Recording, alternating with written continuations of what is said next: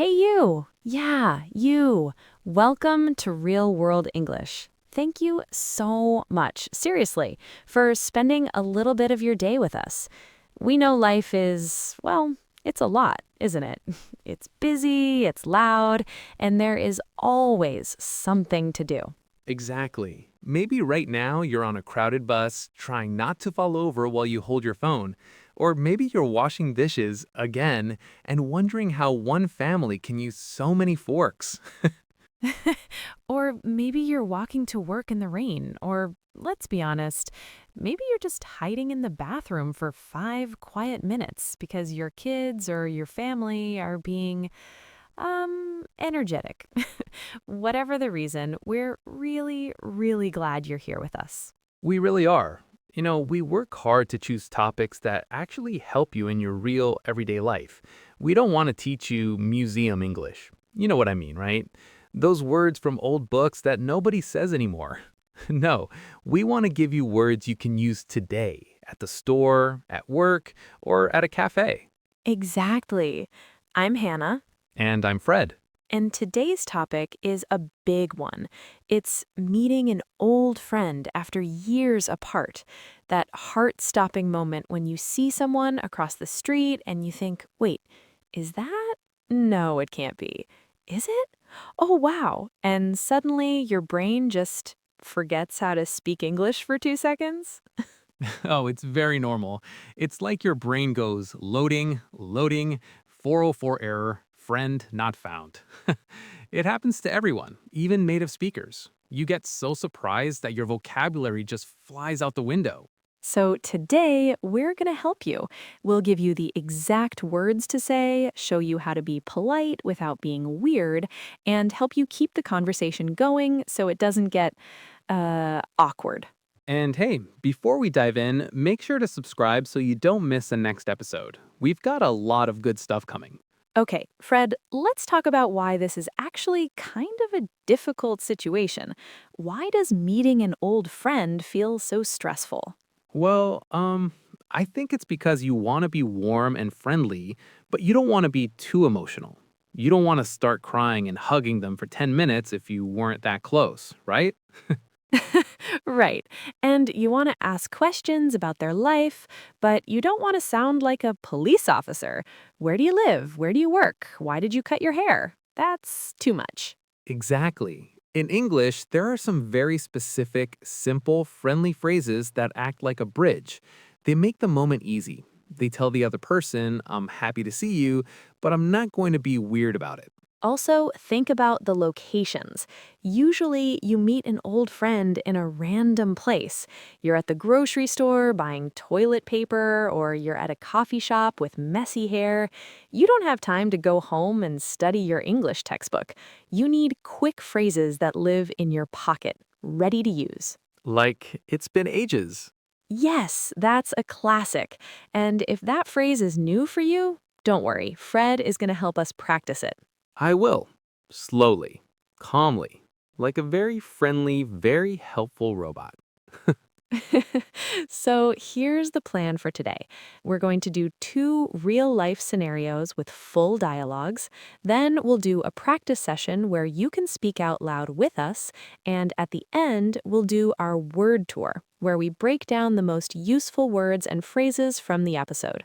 And remember, everything today is at an A2 to B1 level. Clear, simple, and natural. All right, let's go meet an old friend. Okay, picture this. You're in a grocery store. It's Tuesday. You're tired. Honestly, you look terrible. Your hair is doing something strange. You're wearing your old stay at home clothes. You're holding a basket with nothing but instant noodles and sadness. Hey now, noodles and sadness is a very common meal for a Tuesday night. It really is. And then suddenly you hear someone say your name, you turn around, and it's an old friend from school. You haven't seen them in like 5 or 6 years. This is the perfect time for English. Let's listen to dialogue number one. Oh, wow. Mina? Is that you? Hannah? Wow, yes, it's me. I can't believe it. It's been so long. It really has. How have you been? I've been good. Busy, but good. What about you?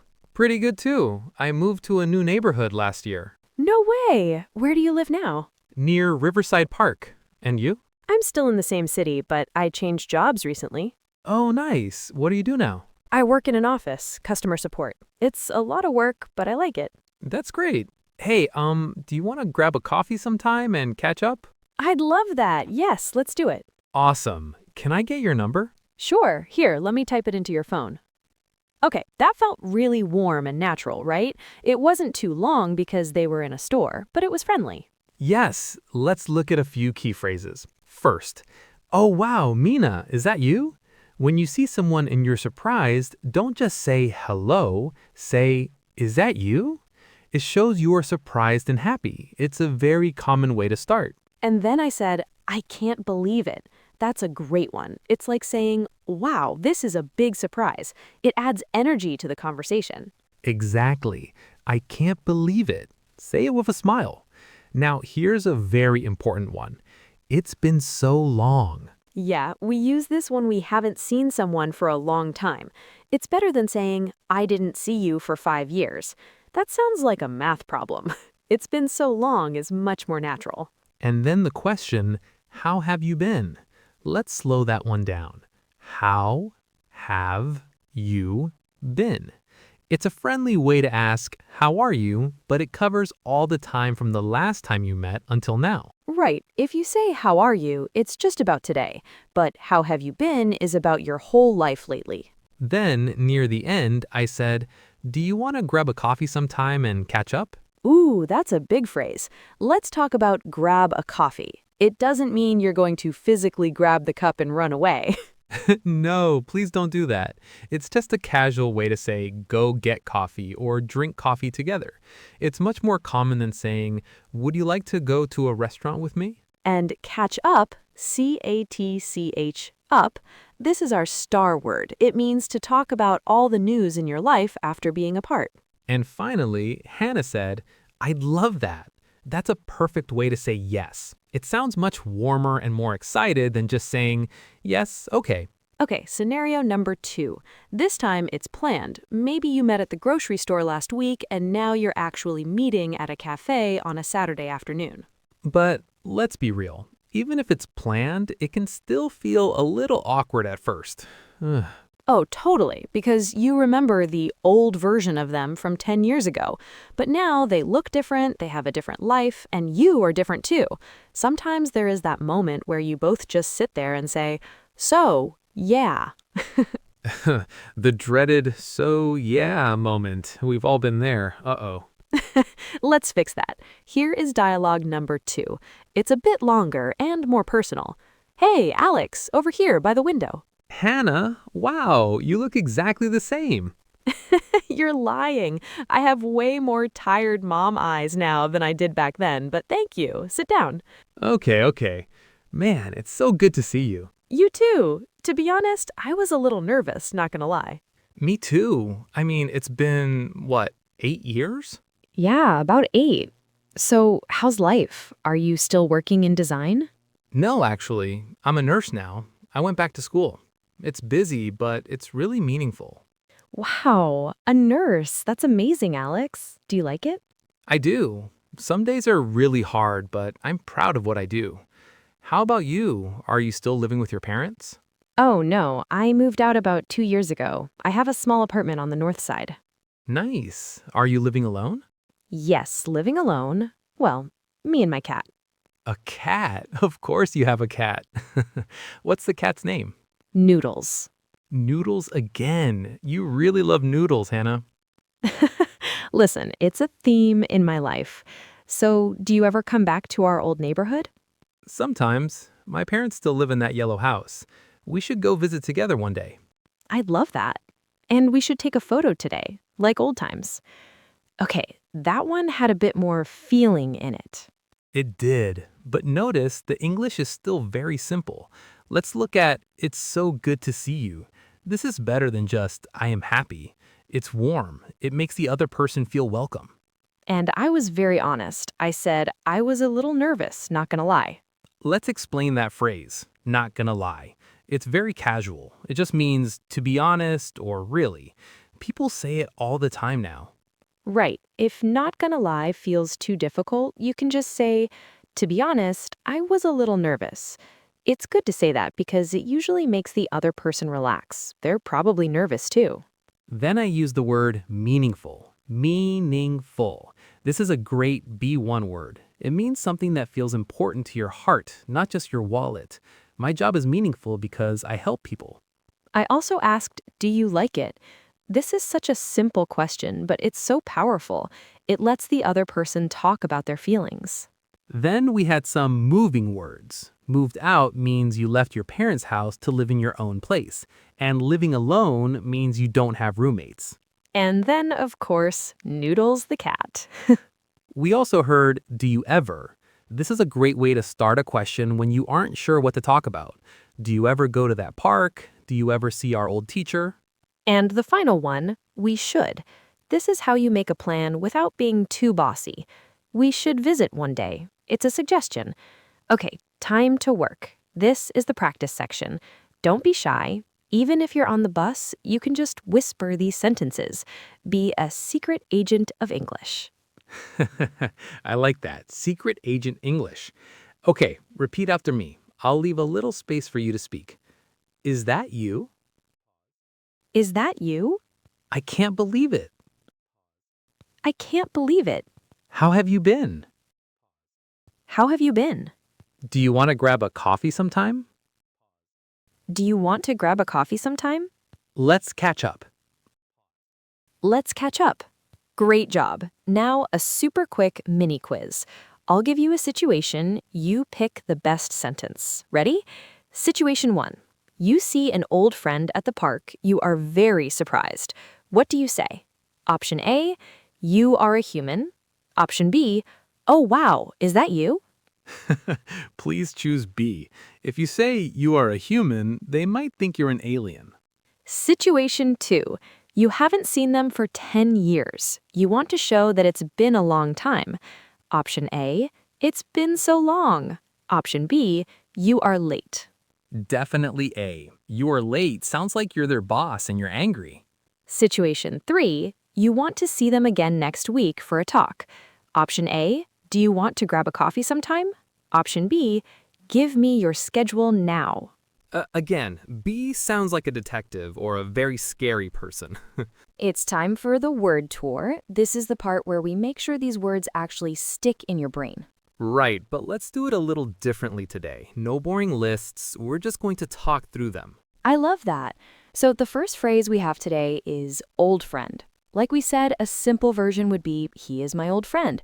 But in the real world, you're more likely to say something like, I am meeting an old friend from high school tomorrow morning. Exactly, and if you meet that friend without planning it, you run into them. If you're keeping it basic, you might say, I ran into Tom. But a more natural way to put it is, you won't believe it. I ran into my old teacher while I was buying coffee.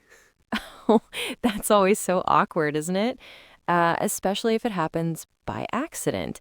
You could say it happened by accident, but a more realistic example is we didn't have a plan to meet. It happened totally by accident on the train. Which leads us to our favorite, catch up. You can tell someone, let's catch up, which is great. But imagine saying to a coworker, I spent the whole weekend catching up with my sister because we hadn't talked in months. That's a good one. Now, we all know the word busy, right? You could just say, I'm busy today. But if you want to sound like a native speaker, you might say, I've been so busy with my new job lately that I haven't even had time to watch TV. I know that feeling. It can make you a little nervous too. Instead of just saying, I'm nervous, think about a situation like this. To be honest, I was a little nervous about meeting my ex-boss for lunch. Oh, that does sound scary. But maybe that boss gave you a meaningful job. You could say, this is meaningful, but it sounds much better to say, helping people at the hospital feels really meaningful to me. That's beautiful, Hannah. Speaking of changes, we talked about the phrase move out. You might say, I moved out, but more specifically, you'd say, I finally moved out of my parents' house and found a tiny apartment in the city. And once you move, you have a new neighborhood. Instead of just saying nice neighborhood, try telling a friend, I really love my new neighborhood because there's a park right down the street. And finally, you should be proud of yourself for learning all these. You could say, I'm proud, but a more creative way is, some days learning English is hard, but I'm really proud of how much I've improved this month. Uh-oh, I almost forgot. The word of the day. Drum roll, please. Bum. It's catch up. Two simple words, but so much power. It means to share all your news after being apart. So here's your homework. Leave a comment using catch up. You could write, I need to catch up with my cousin, or even, I use this podcast to catch up on my English skills. Well, friend, thank you truly for spending this time with us today. If you listened to this while you were driving, please stay safe and keep your eyes on the road. If you were cooking, please go check your noodles. Don't let them burn. And if you were listening at work, hey, good job pretending to be busy while you were actually learning English. We won't tell your boss. Today, you learned how to handle those surprising moments. You learned how to say hello, how to ask about someone's life, and how to make a plan to meet again. And remember, your English doesn't have to be perfect. It just has to be friendly. Phrases like, it's been so long, or how have you been, go a long way. We'd love to know where you're listening from. Tell us your city or your country in the comments. We read every single one. Yes, please comment. It makes us happy to see how far these episodes travel. I'm Hannah. And I'm Fred. Thanks for being part of Real World English. Whether it's your morning coffee or your late night shift, we're cheering for you. Keep going. Little by little, every day, your English is getting stronger. See you next time. Bye-bye.